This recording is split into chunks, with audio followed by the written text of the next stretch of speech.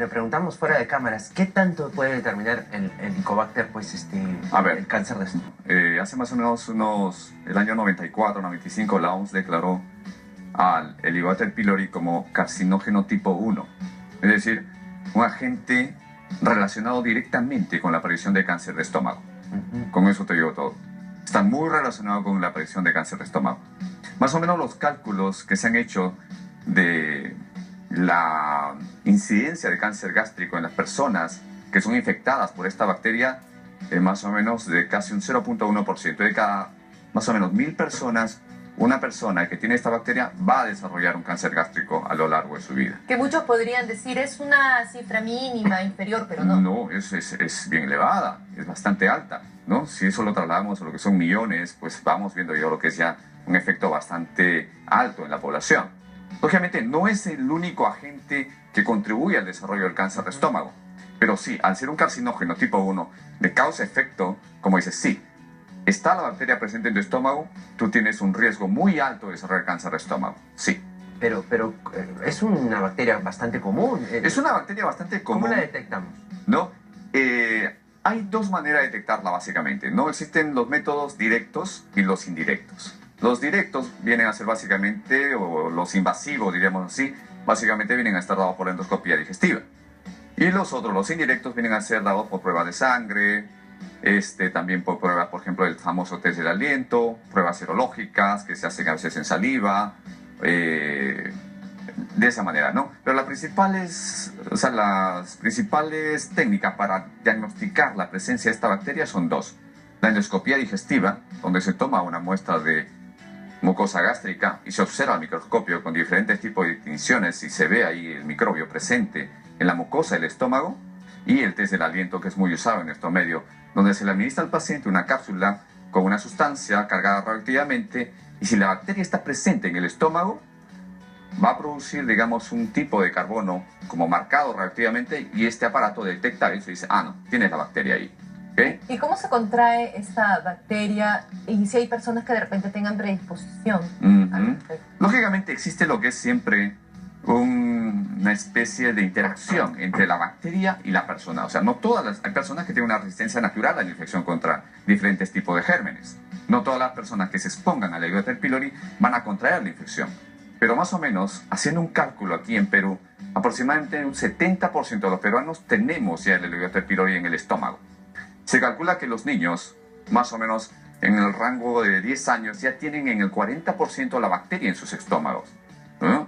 ¿Dónde está la bacteria? ¿Dónde la encontramos? La han buscado por todo lado y la han encontrado principalmente en tres fuentes, ¿no? En tres fuentes. Una, la materia fecal, donde han logrado cultivar la bacteria esta, las aguas, que pueden ser agua potable, agua de pozo, agua de río, manantial, etcétera, aguas estancadas, ¿no?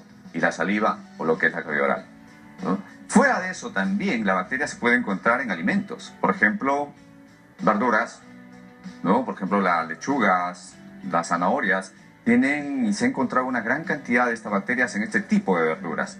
En carnes, por ejemplo, la carne de res, la carne de pollo cruda que está en los supermercados, también tiene la bacteria ahí. La leche pasteurizada y no pasteurizada, tiene el Helicobacter pylori ahí.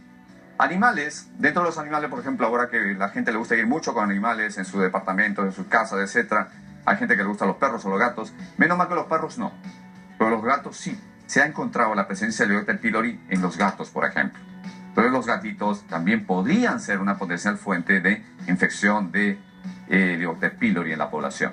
La fuente es muy amplia, digamos, está muy distribuida, ¿no? Se conoce que está en el agua potable, se conoce que está en el agua, digamos, las aguas servidas, ni qué decir, en la boca, está en la placa dentaria, está en las heces, está en alimentos. Por eso es que la mayoría los tenemos. Definitivamente, ¿no? En el mundo, el 50% de las personas tienen el Helicobacter pylori en el estómago.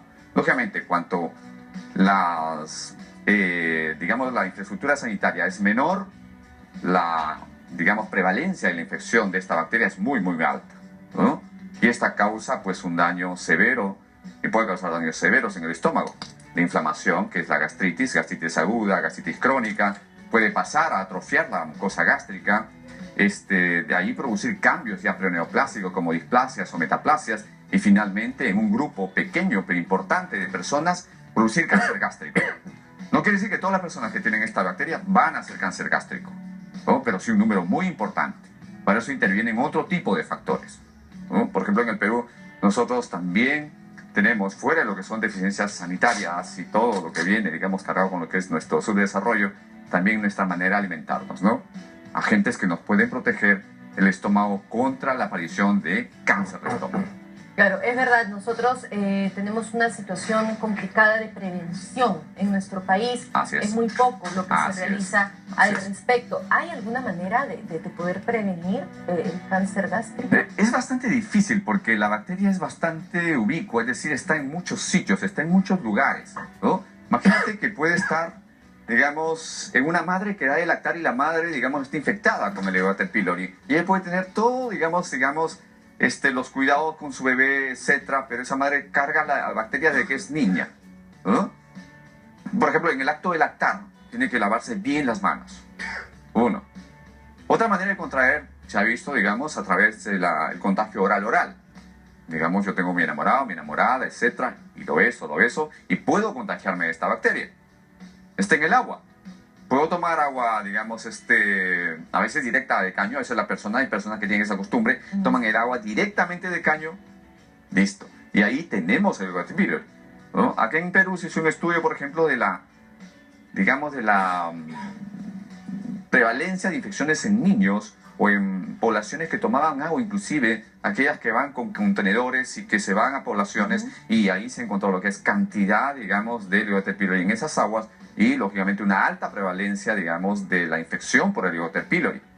Por ejemplo, usted lo menciona también en las verduras, En la ¿no? verdura, Y las personas seguramente que son, muchas mamás no se hay que tener escuchan. cuidado con los veganos, ¿no? Los veganos que comen mucho lo que son ¿Basta con verduras. lavar bien de repente la lechuga como para que esto se vaya? Hay que lavarla lo mejor que uno pueda, así es. Hay que lavarla lo mejor que uno pueda, porque también el Helicobacter pylori se va a enfrentar a una barrera formidable que nosotros tenemos en el estómago, que es un ácido muy potente, que puede destruirla, ¿no? Muchos dicen, no, la bacteria le gusta el ácido. No le gusta tanto el ácido.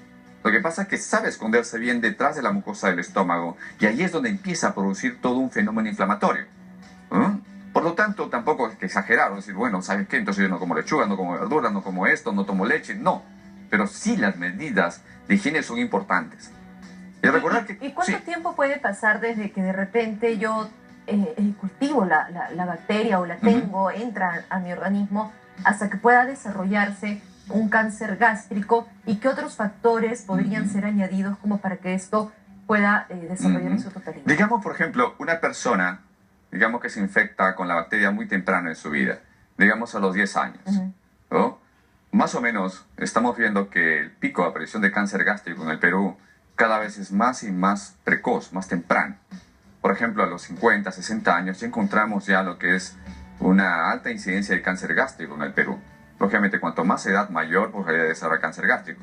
Entonces, esta bacteria puede estar 20, 30, 40 años antes de que desarrolle la persona el cáncer gástrico. ¿Tanto tiempo? Muchos años, muchísimos años, ¿no?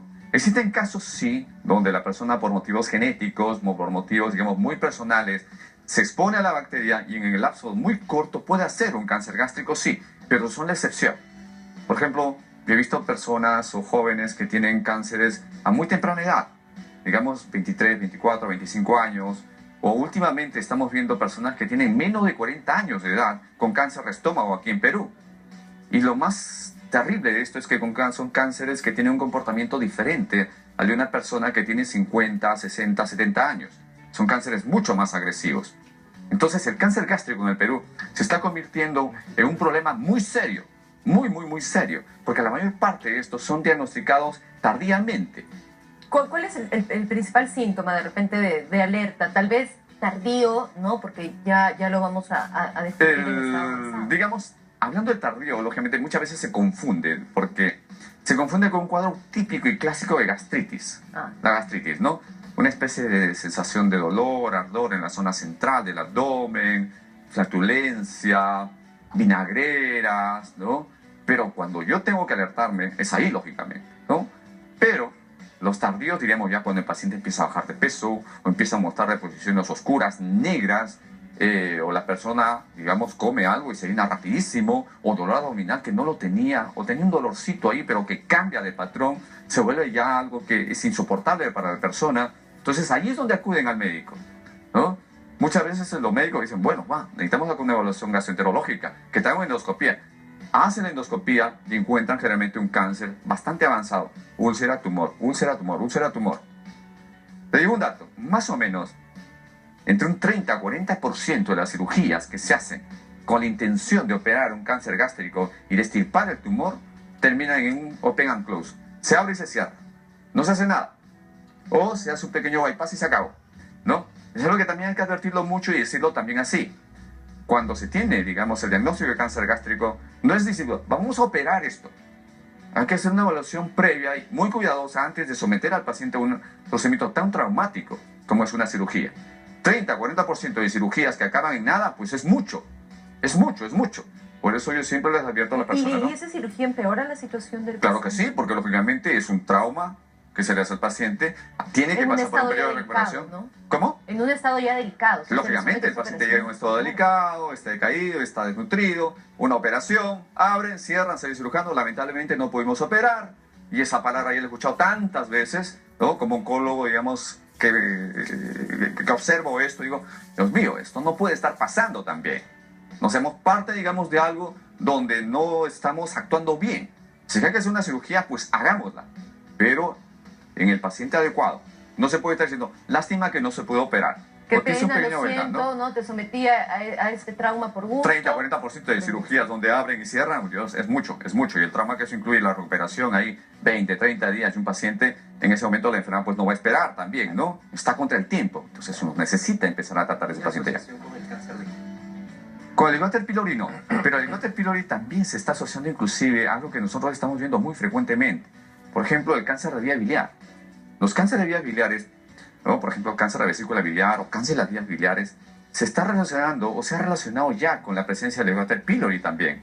Porque no solamente infecta el estómago, puede estar a nivel del duodeno, a nivel de las vías biliares, ¿no? Antiguamente también esto se relacionó mucho con la infección con la salmonela. Por ejemplo, las personas que tenían antecedentes de tifoidea, la vesícula biliar se convierte como un reservorio de salmonela y eso produce una inflamación crónica, etc. Pero también actualmente se está viendo que puede haber una relación con el cáncer de vías biliares y es un cáncer que es muy frecuente en Perú. Es muy, muy frecuente en Perú.